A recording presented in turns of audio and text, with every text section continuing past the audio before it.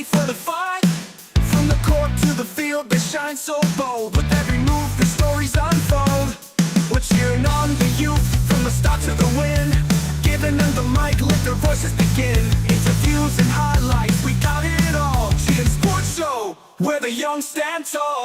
GN Sports, where the youth lead the way. Champions of tomorrow, making waves today. From ages 5 and up, we help them grow. It's their time to shine on the GN Sports Show. GN Sports Show. GN Sports Show. Our vision is to become the premier platform for showcasing and empowering young student athletes, providing them with the tools and exposure to excel both in sports and life, while shaping the next generation of confident, media-savvy leaders. The GN Sports Show is dedicated to highlighting the talent and stories of young student athletes across all sports disciplines. We aim to equip them with vital media exposure and public speaking skills, helping them grow into confident individuals both on and off the field. Through engaging interviews, mentorship, and real-world media experiences, we strive to foster personal and professional development that supports their athletic journeys. Good evening, viewers, and welcome to the 5th episode of the GN Sports Show. My name is Jonathan Thorogood, Administrative Assistant at GN Sports Global. Along with me is Mr. Jason Cordis, President of the GNFC Parents Association, the CGPGA, and we are your hosts of tonight's show. Thank you very much. Welcome back, guys. As you can see with us, we have GNFC under 15 players, Joshua Henriquez, Devontae Norris, with the GNFC under 15 coach, George Sauer Dublin, who is also the Director of Football for GNFC Rebels, Assistant Coach for Green Bay Hoppers, and also the Assistant Manager and Equipment Personnel for the Montserrat National Team. Welcome, everyone. So it's super sour. So let's start off with our two under 15 players. Joshua, what school do you currently attend? I currently attend St. Anthony Secondary School. And what form are you in? I am currently in 4th form. 4th form. And No, what about you, Devontae? I attend St. Anthony Secondary School. And form is? I'm also in 4th You're also in 4th form? So you're both in the same class? Where is it? No. Different classes. Different class? So what we're talking about football all the time and sports all the time. What about academics? What's your favorite subject, Josh? Well, me personally, I don't have a favorite subject, but if I were to choose, I would choose PE. PE. Because that's when you do all the playing. So you're sticking with the football? At least we finally got one other than maths. At least other than maths. You're the first kid that didn't want to do maths. What about you, Devontae? Favorite subject? My favorite subjects are either PE or Principle of Business. POB, okay, I like that one. So you could be a businessman in the football. Of course. And your favorite teacher? You all have any favorite teachers? No. You have no favorite teacher? Yes, I have two favorite teachers. I have one, Miss Ben and Mrs. Bunty. So if you are watching this, you're welcome. I think Josh was looking for some high Extra grades, credits. some extra credits. So Devontae, no favorite teacher? I don't put any teacher over each other because they're all the same to me. They help me to reach my goals. I feel you're willing to go into politics as well. That's a very political answer. It really is, you know. So, Joshua, who got you into playing the sport? Well, before I wanted to become a football player, I wanted to become a contractor like my father. But when my mom's friend went to Gen X, when I saw him, I got interested at the age of 5, and then that's where I kicked off 2015. I started like the sport and took it seriously from there. So, yeah. Okay. And what about you, Norris? I think it all started with my grandmother. She signed me up with Generation Next when I was about 5 years old, playing for under 7s. And ever since then, I just fell in love with the sport. So since you all love football, we asked this to all the Gen X players, we asked this to all footballers, because we want to know, everybody wants to know. Who's your favorite player? Whether it's a local player, it's an international player, who's your favorite player? My favorite player is the best in the world, Lionel Messi. What about you, Devontae? I don't really have a favorite player, but I would say Messi's a pretty good player. He's a pretty good. Not as good as Ronaldo, but he's a pretty good player. Well, no, I would say Messi's better than Ronaldo. I will move to the next question. Joshua, obviously, we know that you're in football. You're in the under 15 age group now. You've been away with Generation Next internationally. You've gone to Brookhouse College, I think it's twice already. Can you give us just a little, an example, or just give us your experience of being able to go up there and play? Well, first of all, it's a different environment. So you have to adjust to the weather, the way the customs, the way they play different places. Mm-hmm. So when I first went, I had a problem with the weather because it was cold, and of course Antigua is hot. Yes. And the playing style is it's on a different level. It's like European playing style, and it's better. The quality is very good. They pass around the ball more. They get into the spaces. They're more aggressive. They play like they want to win. Yeah. So you have to be on you have to be on your feet all the time and play the best. So overall for me it was a great experience, but other than that, yeah, that's all I have. Yeah. How was the feeling? You get off the plane, you're in England, you go to Brookhouse, you're going to St. Anthony's School, but you see Brookhouse now and this mountainous building and all these different fields. How was that feeling to you? Was it overwhelming? Was it like, wow, I'm here? When I first went, it was overwhelming because they had the main campus and then you had to walk to the classes. Then you had to take the bus, which is like a double-decker bus, which I've never seen before. So it's interesting to me also to go to the field. It's very big, so you had to like get accustomed to it. The second time I went, I knew what I was getting myself into because of my prior experience before. Yeah. So it wasn't really that exciting because I've experienced it already. And the intensity from training in Antigua and being in clubs in Antigua to the intensity of how the English clubs and stuff play. What was the difference? Oh, the difference is that Antiguans like locally they play more aggressive because like they need to. Over there it's more organized football that they play, which is like technical football. Over here though, they play more aggressive and like the willingness to want to win. Like, I think here they have the more willingness to want to win than over there, but over there just have a technical way of playing football. Yeah, I agree. So Norris, what specific goals do you have for your football development this season, and how do you plan to achieve these goals? When I wake up in the morning, I hope to go to football and put my hardest into the sport. Yes. Because in the long term run, I want to look back and see that there's this difference. Like I've made a change in how I play, playing better. So in a couple of years, I want to see myself maybe going away to play, trying to get to the highest level I can. Are you guys interested in like representing Antigua and playing for the national team? Yeah, most definitely. I want to represent my country, and maybe if I do get in, God spare life, I'd like to represent Antigua and maybe get us the Gold Cup, which has never been done before, even by the legendary Saul himself. It's never happened, even when he was playing back then. So that'd be a miracle if that happened, and I would like to do that to make history in Antigua. Very good, Very man. nice, Very good. So thank you guys. We'd like to aim our questions now to, as you said, the great George Sauer Dublin. So Coach Sauer, what is your philosophy regarding player development, and how does it guide your decisions at both Generation Next at the under 15 level? Well, I have one basic philosophy, and my basic philosophy is to make sure that every player that I coach is technically good, just like Joshua said. Right. We here, as he said, we have a fight to win. Yeah. So, but at youth level, you could fight.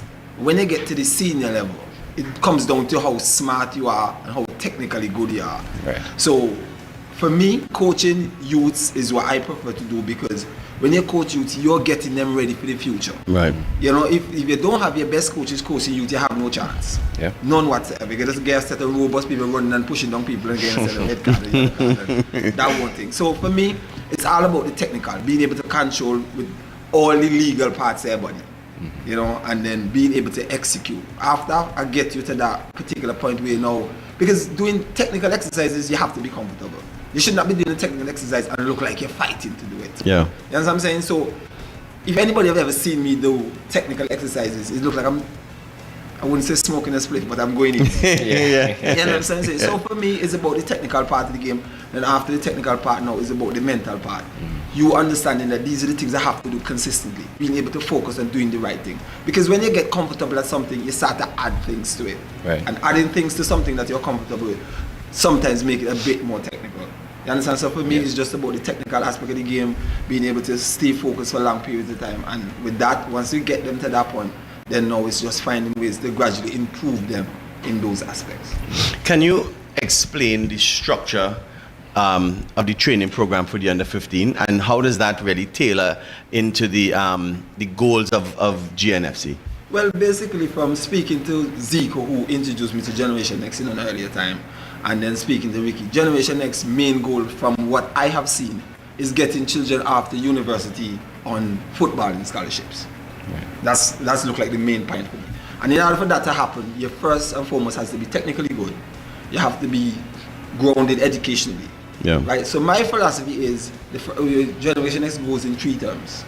First term is school year, second term is school year, like how a regular school year runs in the country. Right. So the first term for me is the technical aspects: passing, controlling, running, letting them play freely. Right. You know, but looking to see if all the things that I've taught is being executed. So today I might come and do passing, and then I let them play.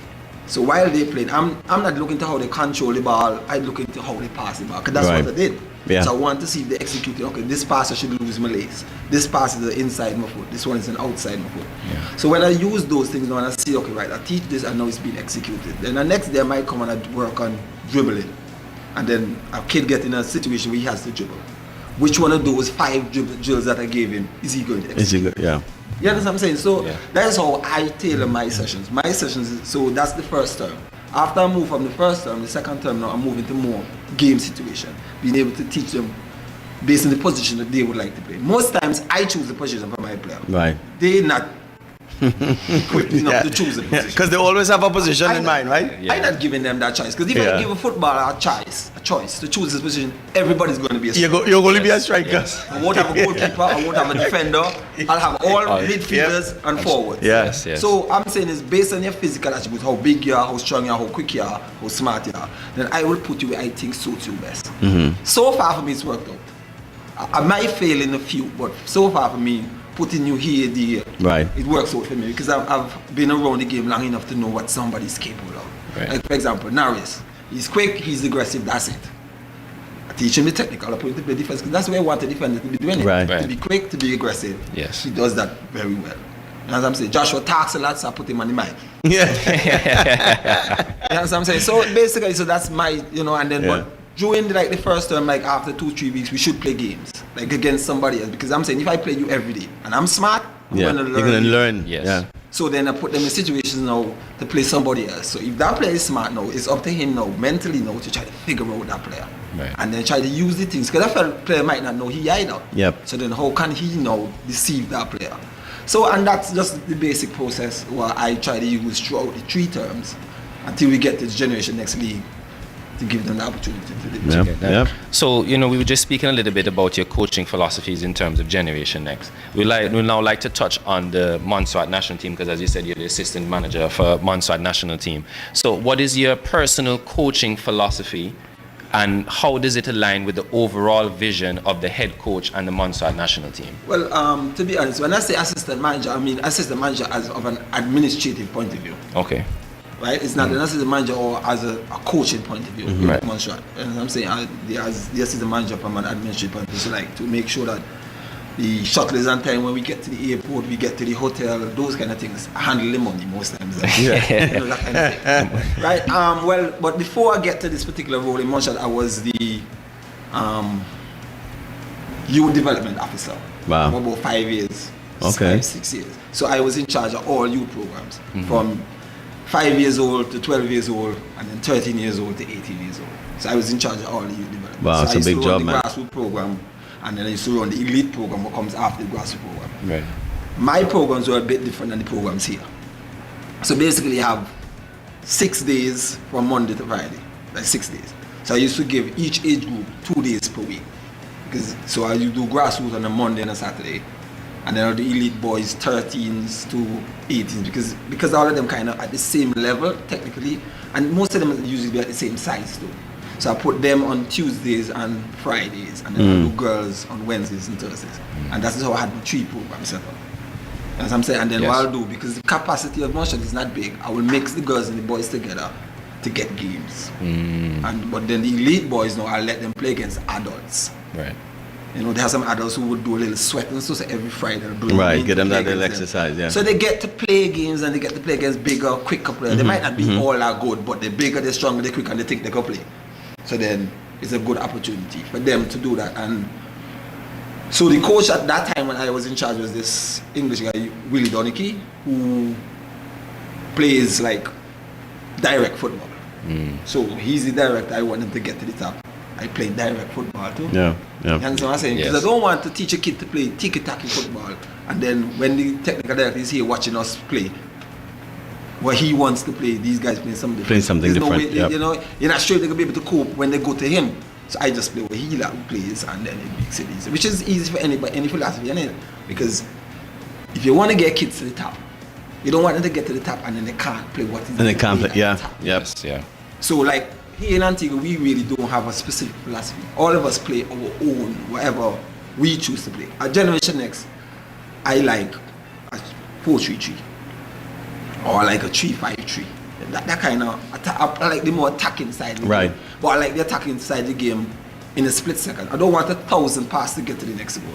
Right. But I don't want to just boom it to the next goal. Yeah. So I'm saying is now, so my main thing is in here. Is it on to get from point A to point B in 2 passes? Do I have to use 4 passes? Can I use 1? So I don't want my footballers to think, we have to pass the ball because coach said we have to pass it. No. Opportunity on, take it. Yeah. Opportunity not on, reading. look for something else. And so that's helping the child mentally, you understand me, to be able to go out and play given whatever situation it is. You understand what I'm saying? Yeah. Because Yeah.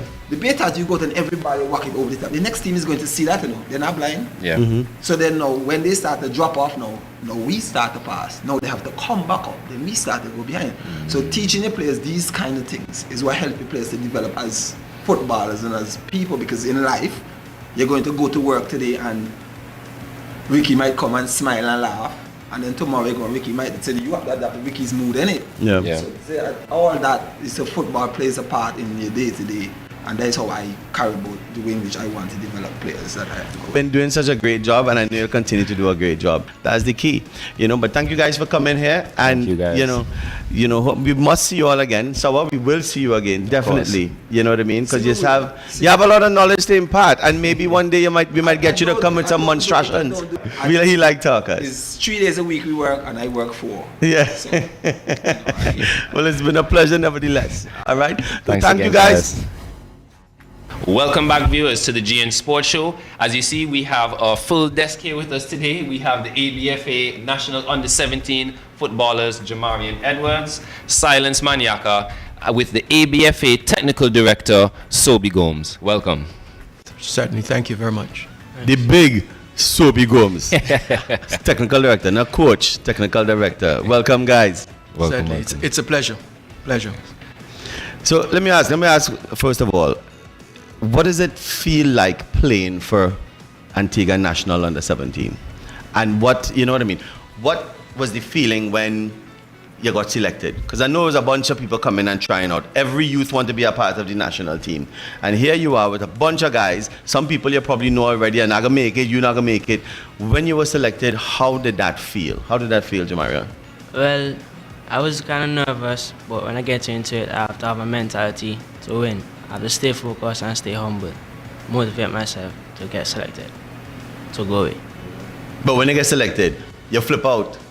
Nah, You flip out. Well, I tell you, I was going to get in. I stay humble. Maniaka, let me hear you. It's a good feeling, to be honest, but also like we have to have a positive mindset, and we still have to put in the hard work, because it's not very hard to get replaced. Yeah. Well, that's when the work start. Selection day is when hard work really, really start. Yes. You know what I mean? And you all better don't say nothing less, because Mr. Gomes right here. Technical Director is right next to us.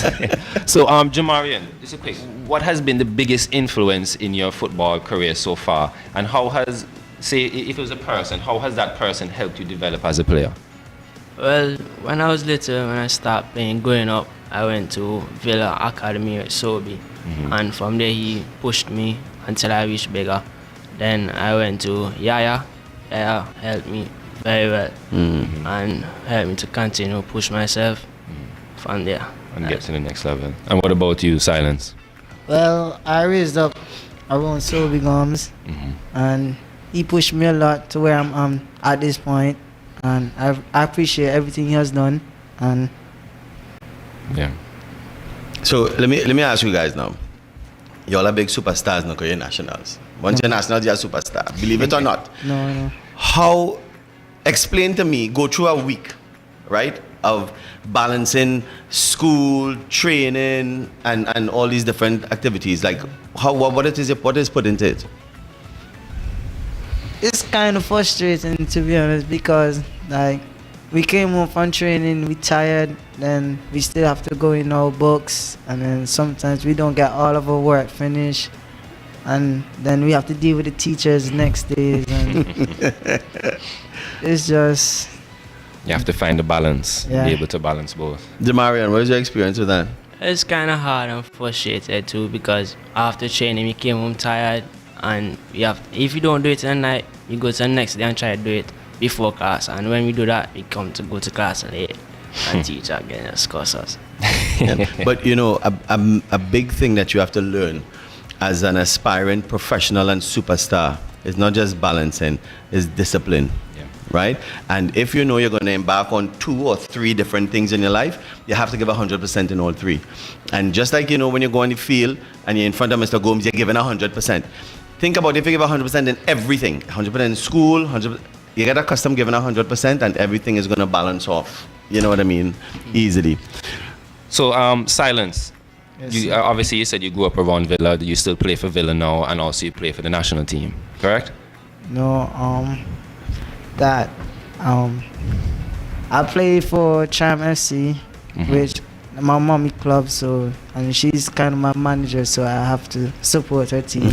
Yeah, so Chime is in the Premier League, correct? Good The Premier going, League Mom. team? We're in first division. First division, okay. So, what are some of the most valuable lessons you've learned from the coaches or your teammates, both at your club, Triumph FC, and also in the national team setup? So, like, number one, from my club, I learned that we have to communicate as a team. We have to show each other. We have to build each other. Number 2, like, don't compete, because the compete is good to compete with a peer, but it's also bad to compete with each other. And never bring down your teammate, because we are one team. Very good, One man. family, I agree. And what about you, Jamarian? National team so far teaching me to stay disciplined. At my club, teach me everybody to love each other, stay at one, motivate each other. Also, you have to remember your teammates, so everybody have to lift up each other. And teach us to help each other still. Help us, everybody bring up each other. That's it. Yeah. So are there any players locally or internationally that you guys try to model yourself after? And you know, what about them inspire you? Like, what about their performance that captured you and inspire you to want to be like them? When you say international, like Or locally, no, local, either the national senior men or a foreign team, a UK team, a Premier League team, who, you know what I mean? Mbappe, Ronaldo, anybody that inspires you and is like a role model to you. And that person, what do they do that makes you be inspired by them? To be honest, for local, international, I like to watch Quentin Griffith because, like, how he pass, how he move the ball, how he think, and I see that potential in me. So I'm gonna continue watching more and more as he play Antigua. I already told him give me 2 more years, and I'm gonna play with him. You're gonna play with him soon, and he agreed. But in the international, I like Lionel Messi. From I'm young, he inspired me a lot in football, and maybe because the both of us left-footed, but I would say he's the greatest player in the world. We go back to the boy. What about you, Laurent? Locally, Quinton, he helped me. His passing, his technique, how he hold the ball, and how he be a leader for his club and internationally. Nationally, I would say Ronaldo because his mentality to keep going and be a better person and always to win. Right. So when you're all in training and you're all playing against each other in little drills, is a Ronaldo Messi business going on? Yeah, we know. Off the field too. Off the field too? Off the field, oh my. So, for both of you, looking forward, let's say in the next 5 years, what are some of your goals as a player, and where do you see yourself, and what would you like to accomplish? I would like to be a professional football playing in a Prem, playing at high stages. So you like to get to the Premier League? Yes. Internationally and locally? Internationally. Yeah. Yeah, to be honest, that's the goal. Like, even if we don't make it professional, at least our name will stay. We will try to help our Antigua, make Antigua national team. We try to move Antigua to a better level. Well, as mentioned before, whether you agree or not, it is a fact. Being a national player and playing for your country, it's a superstar situation. No, And there's a lot of kids who coming up want to be a national player, want to represent the country. What advice would you give a young child coming up, a young kid coming up, who wants to be on the national team? And what advice you will give them in terms of the hard work that has to be put in and the focus and so forth? Well, obviously they have to put in the hard work because they're going to be competing against, as you say, everybody wants to make the national team, and we can't work with everybody. It's just a group of among yourself and others. There's a particular kind of number. So you have to be on top of your group, and you just have to have the mindset to go. Even though you fail, you come back and try again until it's your time to go. Yeah. Do you have any advice for the youth? Number one, I always tell him to stay humble and stay focused, work hard.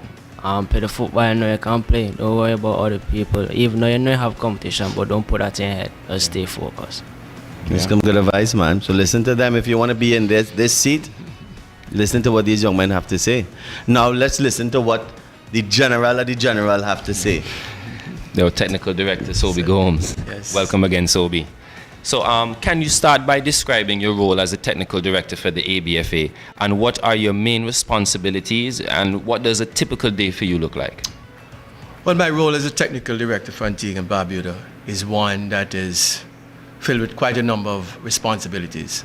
Over the last 10 years, the role of a technical director has shifted. So if you saw a technical director for Antigua 10 years ago, he was like the head coach of the team.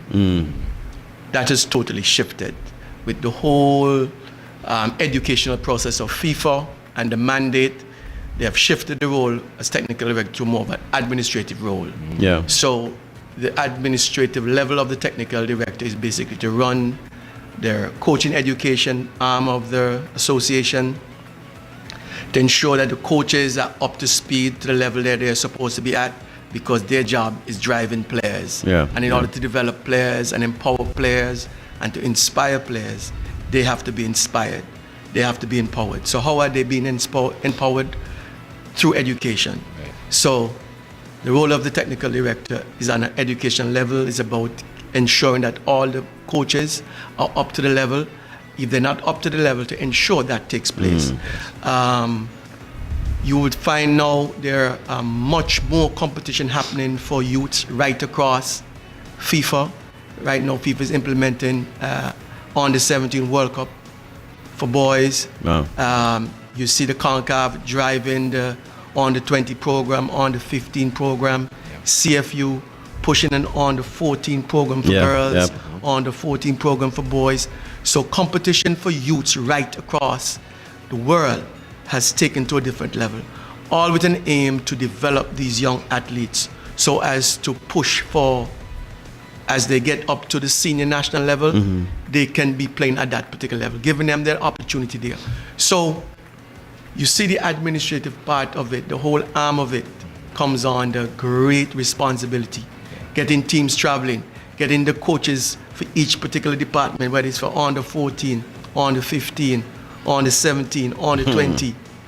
So 10 years ago, that level of work was never there. FIFA knew what they were doing. CONCACAF knew the level they were also going to drive the program. So as a result, they recognized the role of the technical director is to ensure from grassroots comes up to the 20, on the 20, is handled by the technical director. Then you have the level of the senior men's national team coach, which now drives goal-oriented. So their job is about a winning formation. So they're about not development, but to drive a winning model. Execution. Right, because that's the flagship for any association. So you'll find the arm is being cut right there, and whoever you has as the head coach for any national team, they're driving that particular method forward. So the technical director job is to develop players right up to that level, also to develop the coaching arm to drive these players up to that particular level. So it encompasses a lot. It's more work than was 10 years back. So the education arm for us, we have been empowered, we have been educated.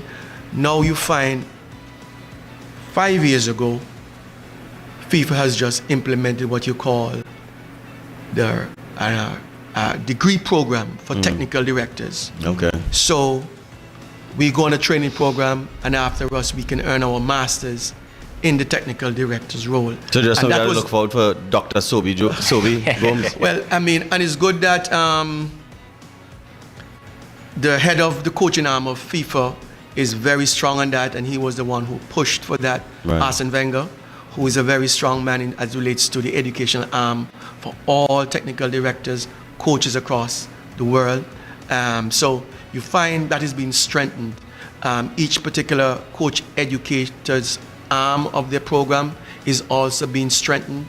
As we speak, the last 5 days, our head of coach education, which is Daryl Michael, he was in Aruba on what you call a knowledge exchange program for all technical directors, coach educators across the Caribbean was in Aruba. So that is being propelled across the Caribbean, that is being propelled across the world. So it means we are being empowered to empower our coaches so the coaches can empower the players. And you know, listening to what you're saying a lot about development, what programs has the ABFA, implemented to help develop youth football? You know what I mean? And how do you guys ensure and nurture the young kids coming up into football? So what we would have done, we've spent quite a bit of time in educating our coaches, moving our coaches not just from a D license status, but earning the rights of putting on and having C license programs to B license programs. As you say, 10 years back, for us to even send a coach on a D license or a C license, we would have to bring in educators into our country to educate our coaches. Now we have a fully functioning coach education department in Antigua with certified coach instructors that are certified to train these coaches. So we are now certified to give licenses up from a D license, C license, and up to a B license. And that's a level as it relates to where we would have gone. Before time, we would have to bring in instructors to do these particular educational part of the program. We are happy that we have been certified in that area, and it means that we had at least 5 certified coaches went off and got their certification in order to do that particular program. That's great, man. Yeah. So how does the ABFA ensure that both boys and girls have access to similar opportunities and facilities? And are there any challenges in promoting gender equality in football? And how would you address them? Okay, so what the ABF has done is that we recognize that quite a number of the youth programs, especially Generation X and other youth programs, would have put on a lot of youth academy, youth tournaments. And you have from the age group from as young as U7 going all the way up to U15, U17. We try to encourage that. That's where you have the development and the competitiveness taking place. Now, within those same tournaments, they're for the male and they're for the female. It's something which the ABFA encourages.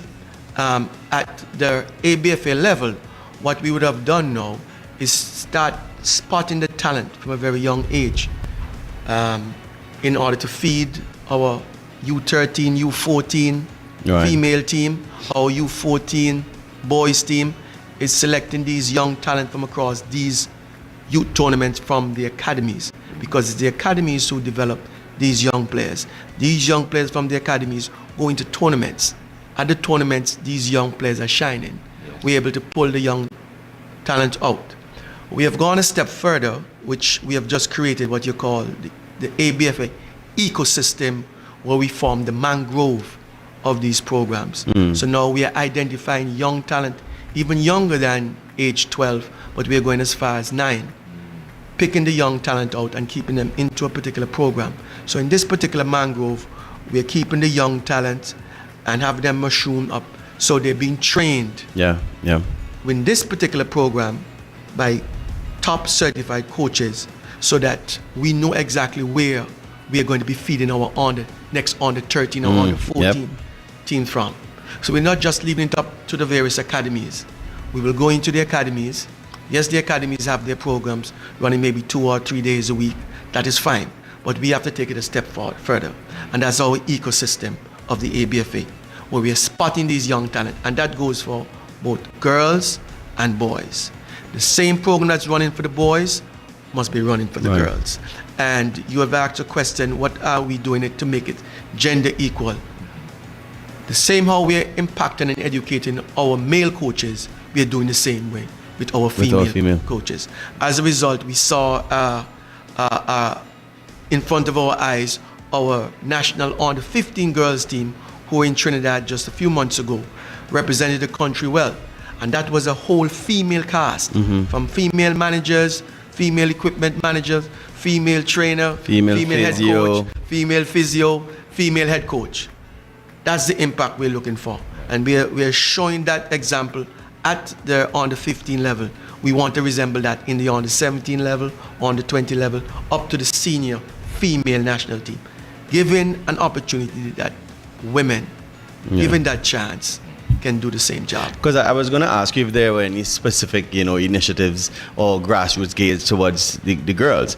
You know what I mean? But in your opinion, right, what are some of the biggest challenges, facing the youth female football development? Because I know it's not a regular and common thing, but it's becoming more and more popular now. That's right. So what are the challenges that are facing it now, and what plans does the ABFA have, to overcome them? Because as you said, I have a daughter who plays with nationals. That's right. You know what I mean? And she loves it, and I know a lot of other young girls who want to be a part of that. Well, some of the major challenges we had in the past was that we had quite a number of male coaches coaching the females. To break that barrier, you had to give the female a chance to get an education to prove that they can coach at that particular level. Right. Giving the female a chance, you're giving them an opportunity to coach, and you exposing them to these particular environments, and the female are able to handle their own just as well as the male. When you are able to break that particular barrier, the female is able to speak into the mind of a young child much better than any male that can do, because the female, what she experiences, a male does not experience. So something that a female might be going through on a monthly basis, on a daily basis, a female coach will be better able to adapt and cope to that situation. And well, they also see themselves, right? They That's see, correct. look at this woman, she's in the head of a game, and this is me, Yes, you know. right. That's So right. it's And, really good and thing. that's the whole aim. And when we're able to break those barriers, giving the female a chance, because you must give them a chance, most time is out of fear. Because the association might be, I don't believe the female has enough experience to take this team to this particular level. But what will give her the chance to gain the experience? You have to give her a chance. But just saying that, the females this year actually, broke records in Trinidad and played better than the boys that went and represented Antigua. And The girls did that. They did that. So And- they showed you that they're worthy. Yeah. And what is important is just giving them that particular chance. Opportunity, yes. Right? Yeah. And you can only give them that chance if you give them a chance to do it. Allow them to be in the environment. The challenges in the environment is good for them. That's how they will gain the experience. To block them from doing that and putting someone to lead will rob them from that experience. Yeah. Well, Sobi, it's a pleasure to have you guys here. But before you leave, tell the people, give them inspiration. Any young kid coming up, what they need to do if they have any fears of competing or trying to be a national player. Just give them some advice of what they could do, man. Well, certainly. And as you listen to these both gentlemen here, and they're both in fifth form, there are challenges in the game. The game comes with a lot of challenges, and the game is very emotional. So with the emotional and the adrenaline running hot, these players face a lot on the field. Off the field, they're in school, and the stress of a classroom brings on a different challenge all of a sudden. So if you notice when you heard them speaking, and they speak of how frustrated, you see the frustration coming out in the classroom. We are faced at a situation right now that our national under-17 team go off and play the under-17 World Cup qualifiers in February of 2025. Yeah. All of those players, if 95% of those players CXC. will be set in CXC. Yeah. Now, what I'm saying, there's a preparedness period that took place over the last 4 or 5 years that brought them to this particular point. And that preparedness period was having them compete in competitions. Gen X, Generation X would have put on their tournaments. The Villa Soccer Academy would have put on various tournaments at a time when they were still going to school. Yep. So they understand what it is to balance both schoolwork and competing to win a competition. Right. Those experience is what they will take right now with them, so that now they're better able to balance what they will be facing. Because there are challenges right now. So you have over 50 players on the 17 players competing for only about 20 spots. Wow. So you see the challenge that it comes with. At the same time, they have to be in school. Yes. There's school league going on. Yeah. So you see all the dynamics that is taking place. So all the young stars that are out there, up and coming, from first form coming right up, start the balance practice now. Because as you look around, you'll be in fourth form, you'll be in fifth form, and you'll be called upon. And when that challenge call, it is only the experience that you would have gained through the tournaments you have played. How did I do? How do I do my homework when I came home from a practice? How did I perform after I lose a game? Did I go into my room and lock myself up? Or did I take up my book and continue studying? Those are what I'm saying to each child out there. You're going to be faced with those situations. Use the opportunity now. All difficult situation is actually designed to build you for a particular moment. And the difficulty that they went through is building them for this particular stage and moment. And I'm saying to them, any young child is watching this program, you're going to face it. 3 years ago, they never knew they would be in this position. Now they're here. Well, again, thank you so much for being here. And we look forward to many great things. And we hope you guys are successful with the under-17 selection to go to the World Cup qualifier. Sobi, always a pleasure. Certainly. Always a pleasure. The wealth of knowledge that came through, you know what I mean? I guess we'll see you guys on the boards, right? We'll see you on the boards. It's a tightrope, so keep your balance. As what Sobi say, it's a tightrope. Keep your balance. Let's take a break, and we'll see you back at the GN Sports Show. And welcome back to the GN Sports Show. And now we have a guest representative from the Kenneth A. Gomez Insurance Company, which is a silver sponsor for the GNFC and a title sponsor for the Gomez Netherlands Youth Football League. Good day, Marissa. How are you going? Good day, Cordis. I'm fine, thank you. Good day, Marissa. How are you Good doing? day. How are you? Good, thanks. Good.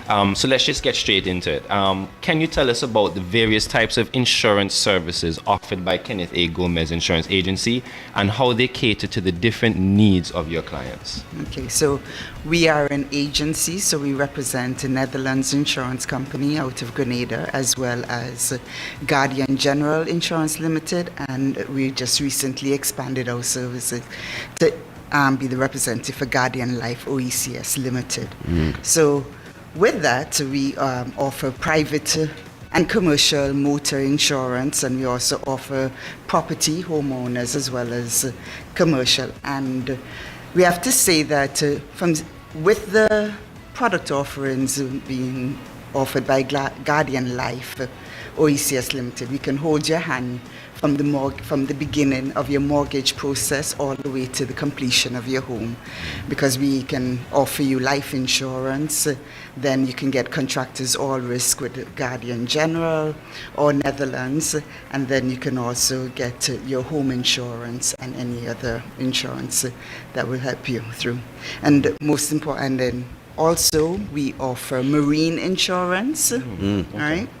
And we also have other professional indemnity insurance and public liability lines. So we have workman's comp and so on. Yes. Yeah. That's good, man. Yeah. So how does the Gomez Insurance mission align with youth football and sports, especially with the Gomez Netherlands Football League? Well, I mean, being a small agency, we're very, kind of family oriented, and we really want to help out in the community. And what we've seen is that with the advent of technology and so on, that children and the young adults, they are on their devices. They don't get a lot of time outside and everything like that. And then, of course, they're predisposed to these sedentary lifestyles, and that can cause adverse health effects. So we see that GNFC, right, they share our appetite for helping the young persons to get out there and get involved in sporting activities. Right? And then we also, and that aligns with our mission for personal and developmental growth activities. I see that Mr. Santos says that your club offers free SAT lessons and everything like that. So we think that our mission aligns with Kenneth, with GNFC in molding the future leaders of Antigua and Barbuda. Very good. Well, that's it.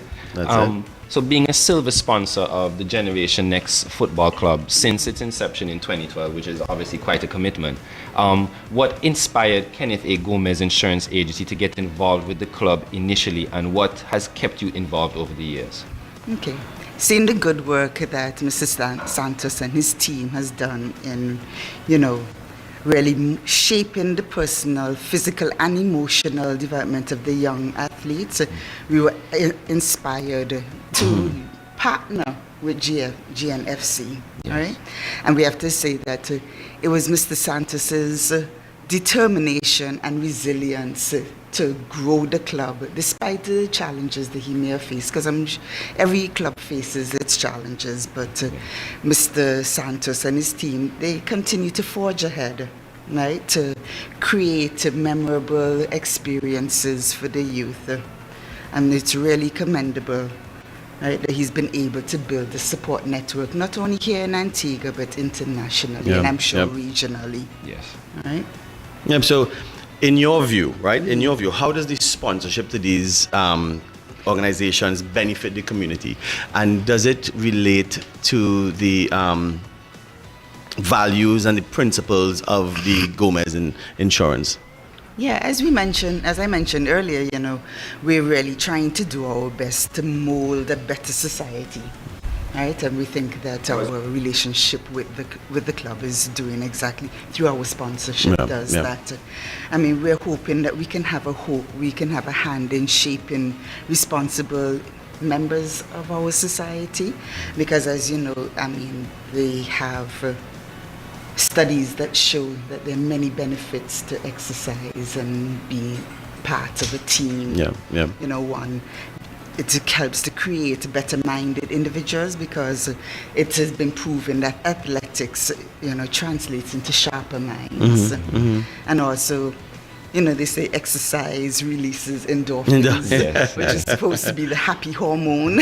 Right? So we believe that with that you have persons who have a more positive approach to everyday life situations. I mean, and one thing, my daughter's an athlete also. Okay. And, athletes are faced with rejection, losses, and and setbacks sometimes with injuries or whatever like that. And being involved in a sport, I think, is a great training for adult life. Yes. And when an athlete loses a match, it teaches them that a loss is not a failure. Okay? Definitely. And it's a lesson to use for future encounters. I mean, it's a lesson in what not to do, and it's also a lesson in what to do in order for you to achieve those successes. Correct. Right? So I think that is how your goals align with ours. it. Yeah. Yes, yes. So aside from the financial support, does Kenneth A. Gomez Insurance Agency contribute in any other ways to the club or league, such as mentorship, event organization, or community outreach initiatives? Right. So currently our involvement is only financial. But as I mentioned earlier in conversations with Mr. Santos, he did indicate that you all have the free SAT lessons, and he said that you all also embarked on offering them public speaking workshops and everything like that. So we're hoping that that will be able to give us opportunities to broaden our involvement with the club. Right. So how would you advise other businesses who are willing to sponsor or approach these opportunities? How would you advise them? What advice you would give, like how they would approach it, and making sure that it aligns really with what their company's goals or mission statements and stuff are? Well, we at Kenneth A. Gomez, we've been avid supporters of sporting events over the years. We have sponsored run, Whit Monday run and everything like that. But one thing and also since 2012 we've been with GNFC. Right. Yes. Right? So, and one thing we think is that greater engagement between the corporate sponsors, the coaches and parents of these athletes will help to improve not only our brand visibility, but also, the offerings that we provide to these things. And we're hoping that, we can improve the sponsorship level and encourage other businesses to partner, because we can align with partners for us to develop fundraising activities so that the club can expand their income, not only from sponsorship but also from raising funds. So we want to encourage businesses to get involved in that way. And show their philanthropic side. Yes. Yeah. And we want to, and the thing is that we want to help GNFC solidify their income so that they can also get to a different stage. Be able to grow. Yes. Yeah. Because Well we said. would like to see GNFC have a home of their own, Yes. a facility that they can say, okay, that's theirs. Guys, we want a home of our own. Here, Marissa said that. Please help us get a home of our own. Our own facility. But I mean, you can't do it through sponsorship alone. Right. It is going to require all the team players. The village. The whole Community in whole, yes, Yeah. of course. So what do you hope to see for the future of Generation Next Football Club and the Youth Football League? And how does Kenneth A. Gomez Insurance Agency plan to support these goals? Well, I already kind of mentioned some of it in the last question Previous question, Mr. yes. Cordis asked, right? Is that we really want to maximize our sponsorship and helping the club achieve greater things. We want to help you all get a facility that would have access to modern equipment, right? And then you can look at some programs, train the trainer programs to maximize That's right. your coaching standards, and then also we hope that you all will be able to strengthen your relationships with international clubs, and so. All things that we definitely want and to embark on. Yes. You know what I mean? So from your lips to the universe's ears, these are the things that we need, and these are the things where we want to grow. Yes. And I want to thank you so much for being here, and thank you for being not here on the show, but here for GNFC and stuff like that. Because without you guys, we would not be as far as we are and as far as we're going to be. Yes. So stick with us. Yeah. It could only get better. I hope so. And I love what you all are doing in terms of not only teaching them the athletic side of things, but also helping them to achieve academic success through getting them into tertiary organizations. Because I know from in the past, I'm not sure if that's the same situation that plagues you all now today, that you will have some very talented athletes who are unable to take up scholarships because they have not achieved or attained the grade that is necessary for them to continue academically. Yeah. So I really would like us to continue to work so that we can really get these athletes moving to another level. Yeah, so that we really started to focus on that a lot together with the Calvin Ayre Foundation. That has allowed us to have the Advanced Academy that deals with providing these kids, unfortunate kids, a lot of them, to be able to get a chance to go abroad and having that free SAT classes and tutorship so that they could, create that academical level so that they could take that opportunity and go.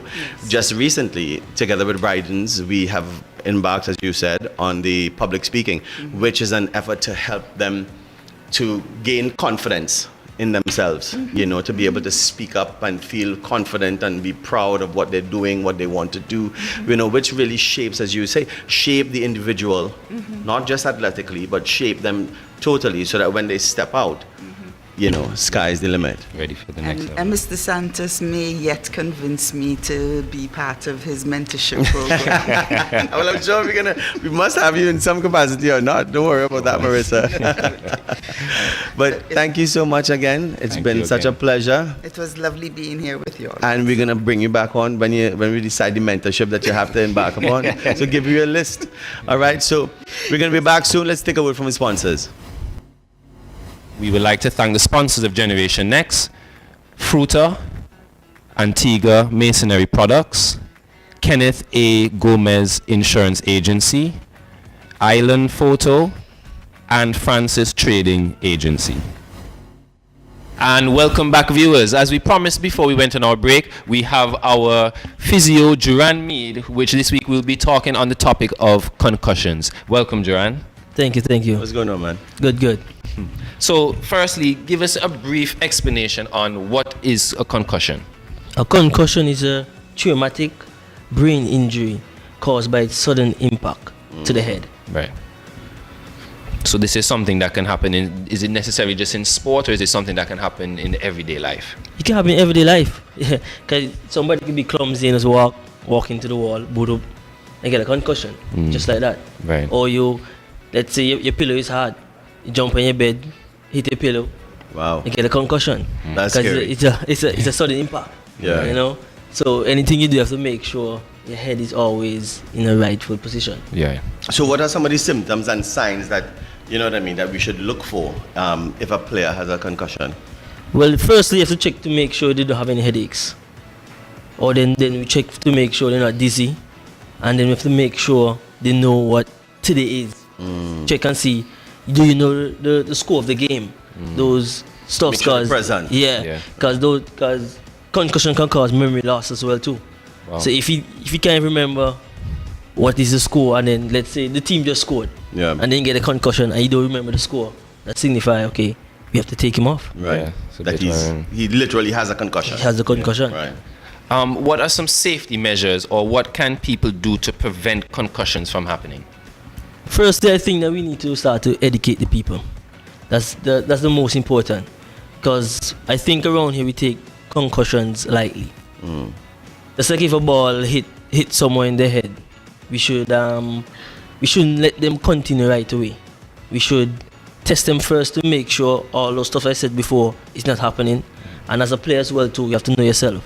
Not because you want to continue, you have a headache, but then you say, it's nothing, and keep playing, because there and then you might be good, but let's say you go home and lie down, you get worse, couple days later, then you're wondering why you keep getting these headaches, why but then it's from that you not coming off the field at that moment in time can cause sometime long term. It's very important that we as coaches or even team managers that we take these persons off the field immediately. I have to stress on that because I see things around here that a guy, let's say he fell, hit his head, or they went up to try to head a ball and then head the person instead, and then they still continue. But then he might feel sick a couple of days later and wonder why he feels sick. But because you continue playing and didn't tend to yourself first, that's why you might feel sick. And that's a scary thing, right? Duran just mentioned. You can get that hit today, and 2 days from now is when the concussion starts to really evolve. Or even a week, or even a month. And then you're still wondering why you're getting it. But then it's from that little concussion that nobody pays attention to. And then, as I say, it could be a week, a month later, and then that's when the impact really hits in down the body. And those things are scary, man. You see now right in the EPL right now that they have concussion sub. So that's not a part of the 5 subs. If a guy say he can't continue because of a head injury, you can take him off and you still have a 5 sub. Wow. So because they see now that these things are serious stuffs. You check, and over there they have persons as if you go straight down to the changing room, doctors right there to tend to you. But we don't have this around our neck of the woods. So we have to be more mindful that if it happens, let's take it off and you go and rest. So thanks a lot, man, Duran, for this, the topic on concussions. Guys, their fitness, GNFC, GN Sports Show. So until next week, remember, like, subscribe, and anything you want to know. You want to know about health, you want to know about sports, you want to know about life, GN Sports Show. So until episode number 6, we'll see you. GN Sports Show.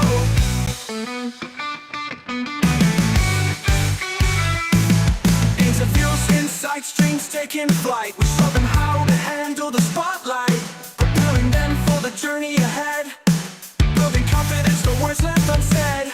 From the grassroots to the national scene, young athletes chasing every dream. In every game there's a story to tell. GN Sports Show, we know them well. GN Sports, where the youth lead the way. Champions of tomorrow, making waves today. From ages 5 and up, we help them grow. It's their time to shine on the GN Sports Show.